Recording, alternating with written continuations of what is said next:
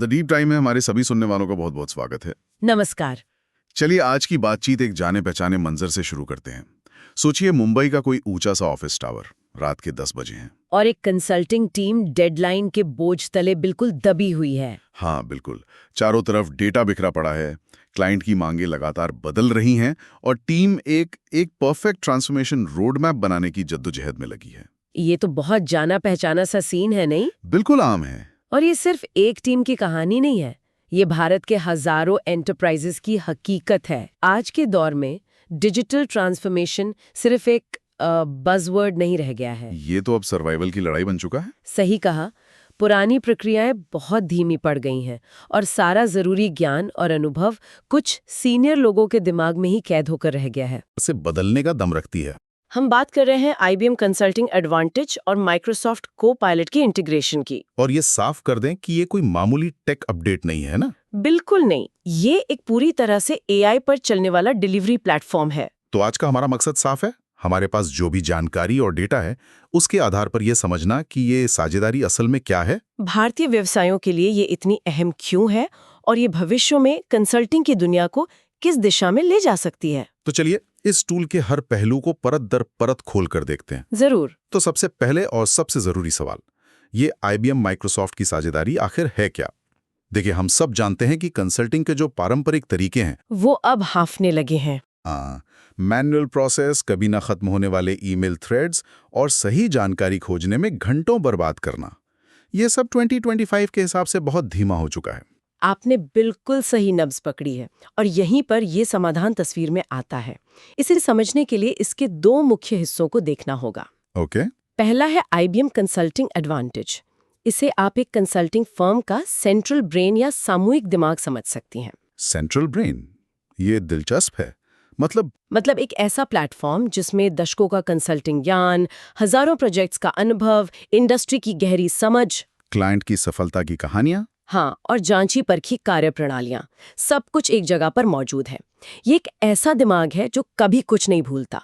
और दूसरा हिस्सा है माइक्रोसॉफ्ट को-पायलट, जिससे अब तो खैर काफी लोग परिचित हो चुके हैं। जी। ये वही AI असिस्टेंट है जो हमारे रोजमर्रा के काम आने वाले एप्स जैसे आउटलुक, टीम्स, वर्ड और एक्सेल में पहले से मौजूद है। तो जब आप इस सेंट्रल ब्रेन को उस AI असिस्टेंट से जोड़ देते हैं जो हर कंसल्टेंट की उंगलियों पर है, तो ये उन्हें एक तरह की सुपर पावर देने जैसा हो जाता है। बिल्कुल सही।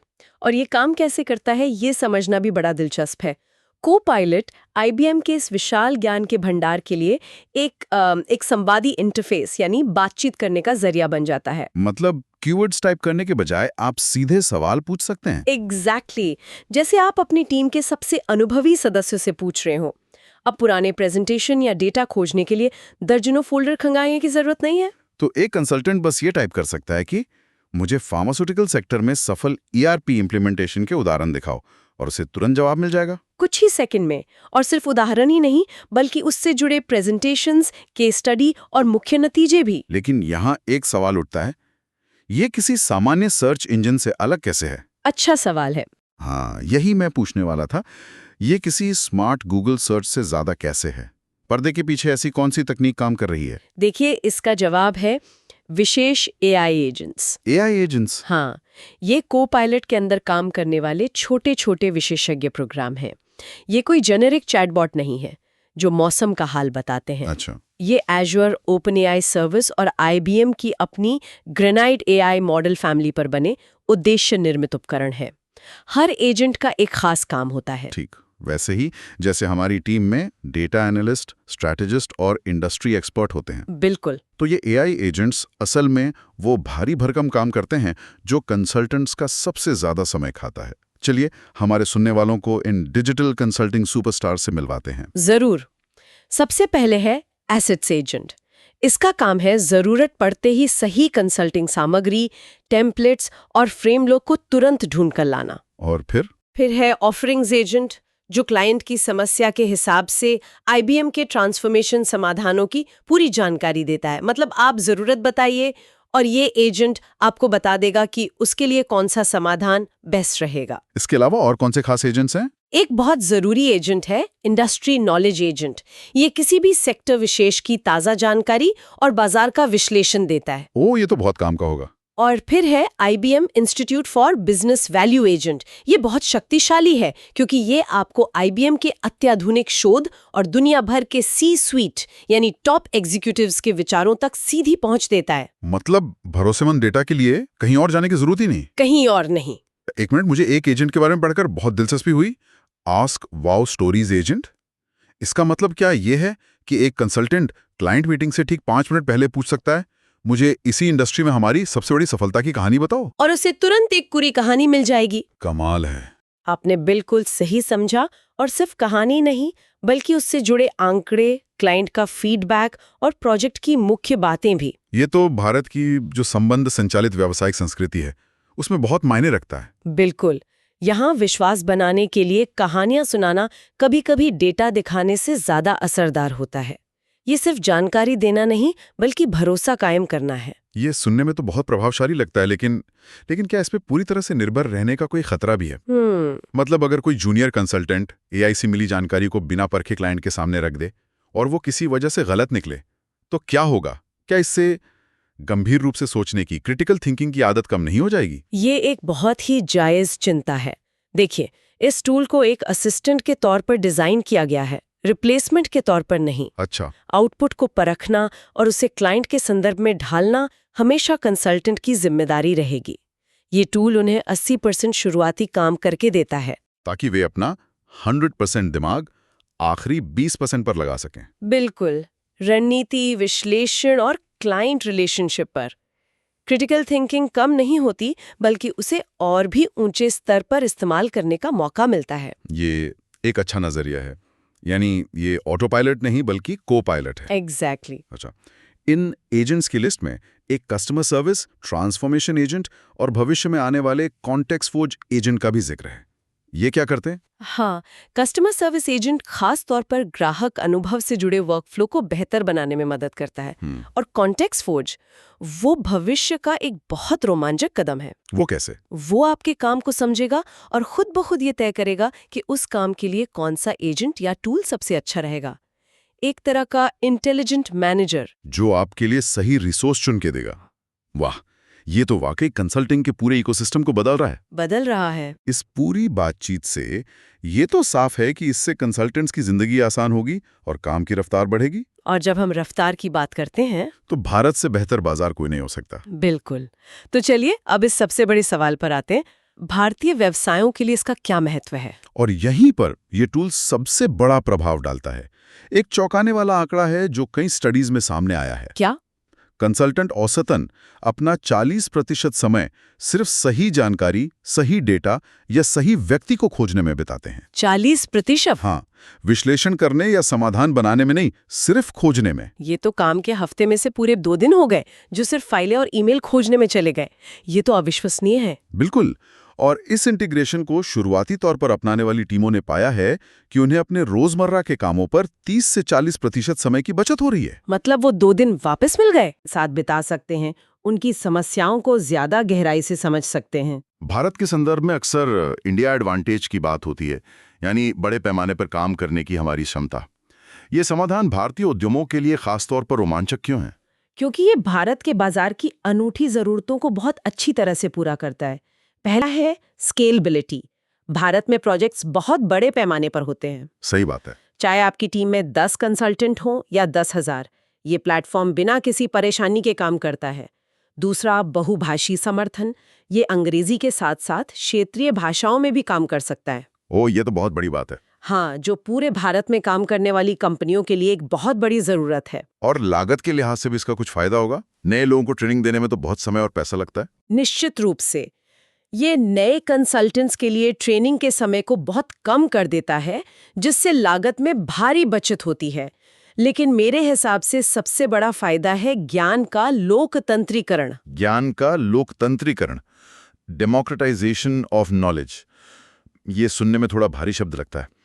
आम भाषा में इसका क्या मतलब है? इसका सीधा सा मतलब ये है कि अब ज्ञान और अनुभव कुछ सीनियर लोगों की जागीर नहीं रह जाता। अच्छा। टीम का सबसे नया सदस्य भी उसी जानकारी और अनुभव तक तुरंत पहुंच सकता है जो शायद पहले सिर्फ 20 साल के अनुभव वाले पार्टनर के पास होती थी।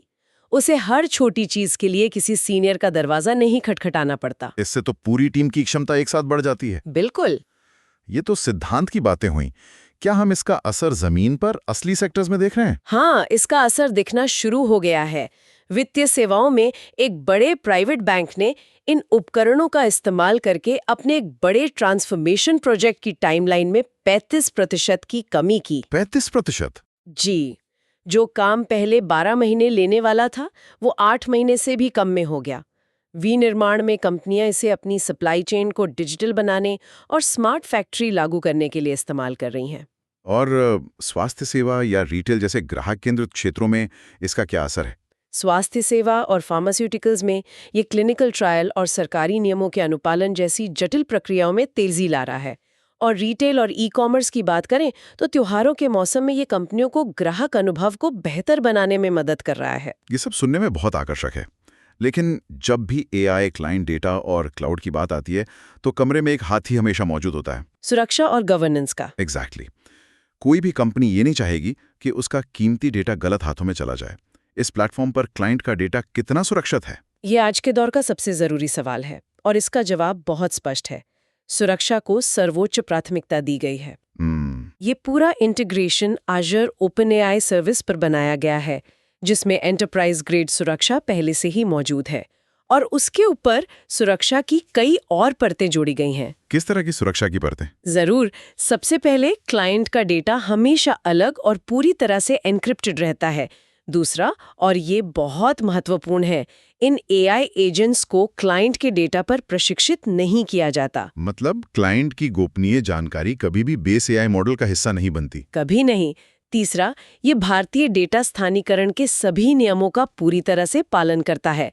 और चौथा, इसमें भूमिका आधारित एक्सेस कंट्रोल है, जिसका मतलब है कि टीम का हर सदस्य केवल वही जानकारी देख सकता है जिसके लिए वो अधिकृत है। बिल्कुल। ये जानकर निश्चित रूप से कई आईटी और बिजनेस लीडर्स को तसल्ली मिलेगी। तो फिर इस प्लेटफॉर्म का भविष्य क्या है?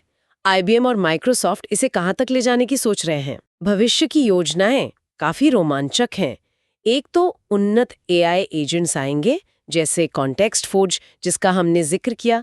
साथ ही ऐसे एजेंट्स भी विकसित किए जा रहे हैं जो प्रिडिक्टिव एनालिटिक्स कर सकेंगे। मतलब वो सिर्फ सवालों के जवाब नहीं देंगे बल्कि पूर्वानुमान भी लगाएंगे। हाँ, डेटा के आधार पर संभावित समस्याओं या अवसरों का पूर्वानुमान। और माइक्रोसॉफ्ट के अपने इकोसिस्टम के साथ इंटीग्रेशन और भी गहरा होगा। हाँ, बिल्कुल।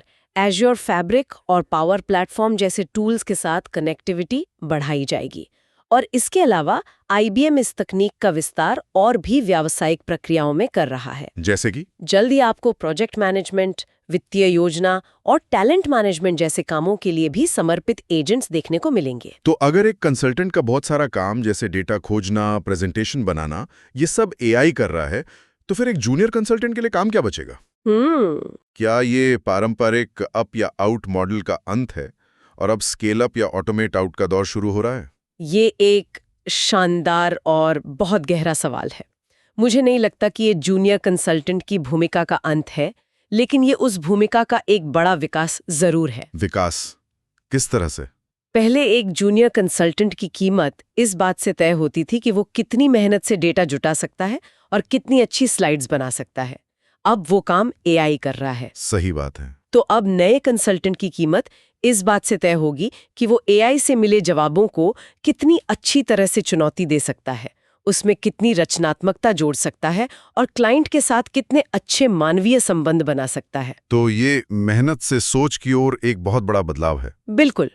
कंसल्टिंग फर्म्स को अब डेटा क्रंचेस नहीं, बल्कि प्रॉब्लम सॉल्वर्स को पहले दिन से ही तैयार करना होगा। तो अगर हम आज की पूरी चर्चा का सार निकालें तो मेरे लिए सबसे बड़ी बात यह है कि यह तकनीक कंसल्टेंट्स को हटाने के लिए नहीं, बल्कि उन्हें और ज्यादा शक्तिशाली बनाने के लिए है। आपने बिल्कुल सही समझा। ये उन्हें दोहराए जाने वाले उबाऊ कामों से आजाद करती है, ताकि वे उन चीजों पर ध्यान केंद्रित कर सकें जो इंसान सबसे अच्छा करते हैं। रणनीति बनाना, जटिल समस्याओं को सुलझाना और सबसे जरूरी, ग्राहकों के साथ विश्वास का रिश्ता बनाना। ये कड़ी मेहनत करने के बजाय बुद्धिमानी से काम करने की दिशा में एक बहुत बड़ा कदम है। तो ये ऑटोमेशन नहीं, बल्कि ऑगमेंटेशन है। ये मानव क्षमता को बढ़ा रहा है, उसे खत्म नहीं कर रहा। सटीक। और यहीं पर मैं सुनने वालों के लिए एक अंतिम विचार छोड़ना चाहूंगी। जरूर। अब सवाल ये नहीं है कि एआई कंसल्टिंग को बदलेगा या नहीं, ये बदलाव तो पहले ही शुरू हो चुका है। असली सवाल ये है, इस नई दुनिया में एक कंसल्टिंग फर्म की असली कीमत क्या होगी? क्या ये उसके लोगों की संख्या होगी या उसके पास मौजूद एआई एजेंट्स की गुणवत्ता और उसके डेटा की गहराई होगी? वाकई एक सोचने वाली बात है।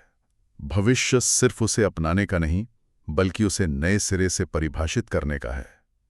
इस गहरी और जानकारी भरी चर्चा के लिए आपका बहुत बहुत धन्यवाद। धन्यवाद। और हमारे सभी श्रोताओं का भी धन्यवाद कि वे हमारे साथ इस सफर में शामिल हुए। सभी सुनने वालों का धन्यवाद। हमेशा सीखते रहें और आगे बढ़ते रहें।